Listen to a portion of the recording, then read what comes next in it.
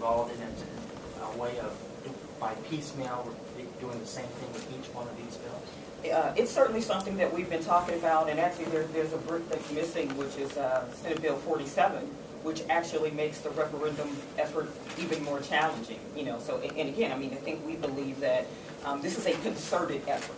It has not happened by happenstance. We hear legislators say, "Oh, voters should have responsibility. They should do this." People come in, they testify, they say, "This is what we want." There's nobody coming in supporting these really, really horrible ideas, and yet we get these bills. And what it says to me is that we have some individuals that have disdain for voters, as opposed to you know, wanting to support them being able to exercise their right to vote. So we, you know, there's conversation certainly and discussion, but the bills are coming fast and furious. And could you talk very quickly about the difficulty of doing this on a piecemeal basis compared to one bill? You're saying as a referendum effort? Right.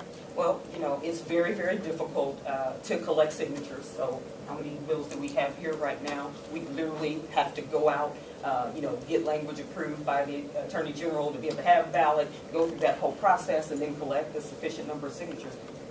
How many clipboards can we carry at one time? You know, when this process should be done. I mean, the legislature belongs to the people. The laws should reflect what the people want anyway. We should not have to go to referendum just to have the laws that the people want. And then when you go back to what happened with 194, we met the qualification of our state constitution. We met it.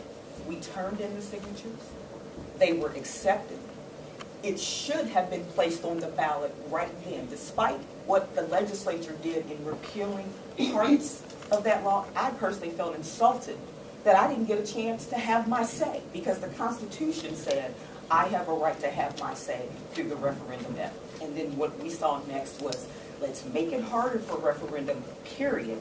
And then now we're just going to rebuild these really bad ideas brick by brick, knowing that we got to carry all those petitions. You got to explain all those things. You want me to come to your door with 25 clipboards? It's going to be difficult. So we as advocates who really care about the right to vote, that's why we're saying if these things land on the governor's desk, he should veto. We shouldn't have to go this way. Catherine? Yes. You said the polls are one place where we are all equal. What do you make about what you make of equal protection arguments, which are both legal and constitutional arguments, you know, about things being mailed out in one county, not another, because they don't have the money and so forth? So what he's basically getting at with equal protection is the whole notion that as Ohioans we should all be treated equally. If you're in Franklin County or if you're up in Lucas County, every single place should actually, and every single voter should be treated exactly the same by the state. And that type of consistency is of course important, you know, because, you know, one person, one vote, the consistency is important, but we often don't think of it as consistency for the voter. You know, like we think, okay, we want it to, every single county needs to be the same. Well, one, it disregards some pretty different changes. Yes, we could maybe have things the same in Lucas County and Franklin, but what about some of the smaller counties where the needs are completely different? And then there's the whole notion of like, what's consistent actually for voters? You know, what's consistent is every single general election to receive a mail-in ballot. Even if you don't use it, at the end of the day, it triggers that, oh my gosh, I need to remember, I need to actually cast a ballot. Many people use that as just this trigger to remind them. Yes, we need to treat every voter fairly as they come in the polls. We need to treat them equally when they come to the polls. We need to invite as many people as we can to the polls. But at the end of the day, the consistency for the voters is different than consistency for the state. So I often kind of turn it on its head and think about, well, what about the voter? And how does the voter view consistency?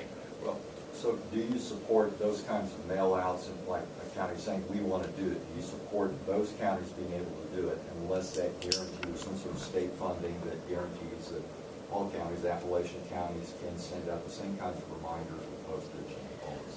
So what the Board of Elections officials recommended, which I actually think makes some sense to me, is that because the General Assembly, you know, the General Assembly could pay for it, for example, during presidential elections, and that the counties themselves would all concur at the same time to pay for those elections. The other thing is, the thing that was worrisome for me in 205 had to do with saying, okay, we could never use federal money.